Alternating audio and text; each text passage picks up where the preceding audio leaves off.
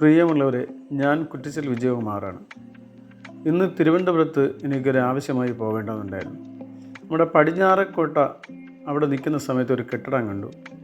അതിൻ്റെ മുൻവശത്തുള്ള ബോർഡ് വായിച്ചപ്പോൾ കേരള സർക്കാർ സംസ്ഥാന പുരാരേഖ വകുപ്പ് താളിയോല രേഖ മ്യൂസിയം എന്ന് കണ്ടു. ഞാൻ അവിടെ പുറത്തു നിന്ന ഒരു ചേട്ടനോട് ചോദിച്ചു, അകത്ത് കയറുന്നതിന് പാസും എല്ലാം എടുക്കണമോ എന്ന് ചോദിച്ചു. അദ്ദേഹം എന്നോട് പറഞ്ഞു, അതിൻ്റെ ഒന്നും ആവശ്യമില്ല.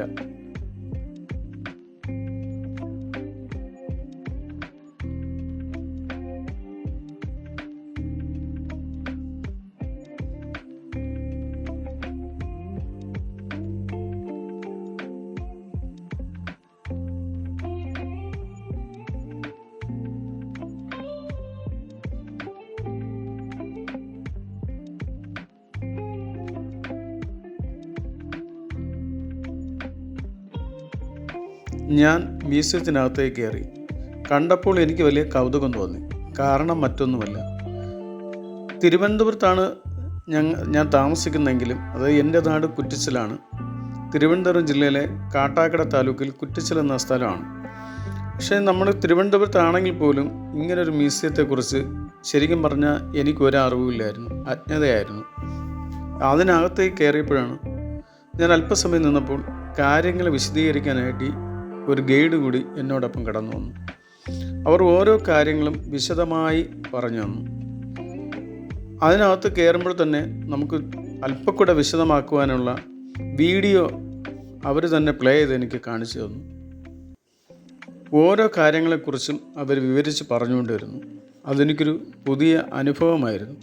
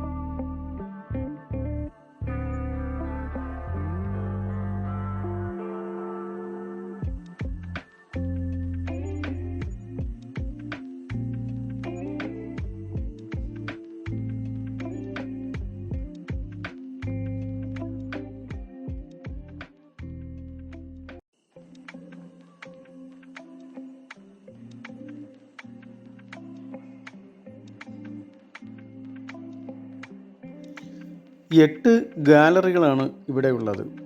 ഓരോ ഗാലറിയിലും ഓരോ വിഷയങ്ങളെ നമുക്ക് കാണുവാനും പഠിക്കുവാനും സാധിക്കും.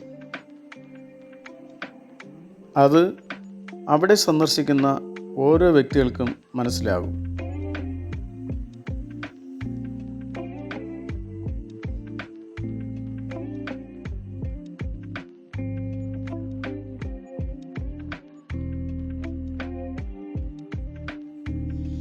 ഞാൻ ഗൈഡിനോട് പറഞ്ഞു, സത്യം പറഞ്ഞാൽ എനിക്ക് ഇങ്ങനൊരു മ്യൂസിയം ഉണ്ടെന്ന് പോലും അറിയില്ലായിരുന്നു.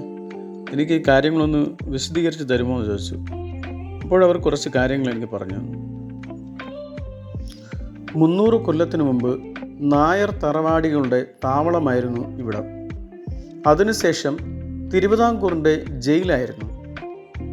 ഈ ജയിലിൽ അവർ പറയുന്നത്, പൂർവികർ പറഞ്ഞു പോകുന്നത്, ഇത്തിക്കര പക്കി, കായംകുളം കൊച്ചുണ്ണി ഇവരൊക്കെ ഈ ജയിലിനകത്ത് കിടന്നിട്ടുണ്ട് എന്ന് പഴമക്കാർ പറയുന്നു എന്നവർ പറയുന്നു. കാലം കടന്നുപോയപ്പോൾ പൂജപ്പുര സെൻട്രൽ ജയിൽ വന്നപ്പോൾ തടവ് പുള്ളികളെ അവിടേക്ക് മാറ്റി. പിന്നീട് ഈ കെട്ടിടം താളിയോലകൾ സൂക്ഷിക്കുന്ന സെൻറ്ററാക്കി മാറ്റി. 2 വർഷത്തിനു മുമ്പാണ് ഇത് മ്യൂസിയമായി എല്ലാവർക്കും തുറന്നു കൊടുത്തത്. അതിനകത്തേക്ക് ഞാൻ കയറുമ്പോൾ എൻ്റെ മനസ്സിനെ വല്ലാതെ വേദനിപ്പിച്ചുകൊണ്ടിരുന്നു. ശക്തമായൊരു കാറ്റുണ്ടായിരുന്നു. മരങ്ങൾ കാറ്റത്ത് വലിയ ശബ്ദമുണ്ടാക്കി. ഈ മരങ്ങൾക്കും കെട്ടിടങ്ങൾക്കും എന്തോ നമ്മോട് പറയാനുള്ളതുപോലെ ഒത്തിരി സത്യങ്ങൾ, ഒത്തിരി കണ്ണുനീരിൻ്റെ കഥകൾ, ഒത്തിരി വേദനയുടെ കഥകൾ ഒരുപക്ഷെ ഈ കെട്ടിടത്തിനും മരങ്ങൾക്കും പറയാനുണ്ടാവും. അപ്പോഴും മരത്തിൻ്റെ ചില്ലകൾ എന്നെ മാടി വിളിക്കുന്നുണ്ട്. വീണ്ടും ഞാൻ ഗാലറിയിലേക്ക് ചരിത്രങ്ങൾ അന്വേഷിച്ച് യാത്ര തുടങ്ങി. ഒത്തിരി ചരിത്രങ്ങൾ കണ്ടു. ന്യൂ ജനറേഷൻ മനസ്സിലാക്കേണ്ട വലിയ സത്യങ്ങൾ. ഞാൻ വീണ്ടും ഗാലറിയിലേക്ക് കടന്നപ്പോൾ വീണ്ടും ഗൈഡ് അവിടേക്ക് എത്തി. ഓരോ കാര്യങ്ങൾ വീണ്ടും വിശദീകരിക്കാൻ തുടങ്ങി.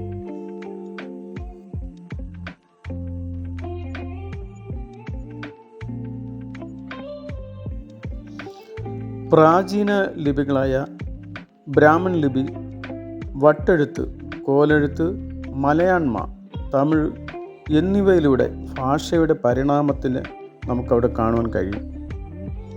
8 ഗാലറികളാണ് ഇവിടെ ഉള്ളത്. ഓരോ ഗാലറിയിലും ഓരോ ഭാഷാ വിഷയങ്ങളെ നമുക്ക് കാണുവാൻ കഴിയും. ഇതിൽ 8ാമത്തെ ഗാലറി കാണുന്ന മതിലകം രേഖകളാണ് ഏറ്റവും പ്രധാനപ്പെട്ടത് എന്ന് ആ ഗൈഡ് എന്നോട് പറഞ്ഞു. മാത്രവുമല്ല, ഇന്ത്യയിലെ ആദ്യത്തെ താളിയോല മ്യൂസിയമാണ് ഇതെന്ന്. ലോകത്തിൽ ഏറ്റവും കൂടുതൽ താളിയോല രേഖകളുള്ളതും ഇവിടെയാണ്.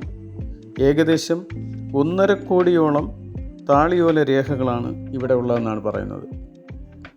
ഇത്രയും പറഞ്ഞപ്പോൾ ആ ഗൈഡിനോട് ഞാൻ പറഞ്ഞു, വലിയൊരു അറിവാണ് നിങ്ങൾ എനിക്ക് തന്നത്. എനിക്ക് കിട്ടിയ ഈ അറിവ്, അല്ലെങ്കിൽ നിങ്ങൾ എന്നോട് പറഞ്ഞ അറിവ് എൻ്റെ അടുത്ത തലമുറയ്ക്ക് കൂടി പകർന്നു നൽകണം എന്ന് തോന്നി. ഈ വീഡിയോ കാണുന്ന ഓരോ കുഞ്ഞുമക്കളും ഓരോ യുവതിയുവാക്കളും ഈ ചരിത്ര സത്യം അറിയണം. നിങ്ങൾ കഴിയുമെങ്കിൽ തിരുവനന്തപുരം പടിഞ്ഞാറേക്കോട്ടയുള്ള ഈ താളിയോല മ്യൂസിയം സന്ദർശിക്കുകയും ചരിത്രങ്ങളും ചരിത്രരേഖകളും മനസ്സിലാക്കാൻ ശ്രമിച്ചാൽ നന്ന്. ഞാൻ പുറത്തേക്ക് ഇറങ്ങിയപ്പോൾ അവരെന്നോട് പറഞ്ഞു, 2 വർഷമേ ആയുള്ളൂ ഇത് ജനങ്ങൾക്കായി തുറന്നു കൊടുത്തിട്ട്. അവിടെ പാസോ മറ്റൊന്നുമില്ല, ഒരു കാശും കൊടുക്കണ്ട. നമുക്കത് കയറി കണ്ട് അവിടുത്തെ ഗൈഡ് നമ്മോട് ഒപ്പം വന്ന് എല്ലാ കാര്യവും വിശദീകരിച്ച് പറഞ്ഞു തരും. എന്തായാലും ഇത് പൊതുജനങ്ങൾക്ക് തുറന്നു കൊടുത്ത കേരള സർക്കാരിനും മുഖ്യമന്ത്രിക്കും എൻ്റെ വക ഒരു ബിഗ് സല്യൂട്ട്.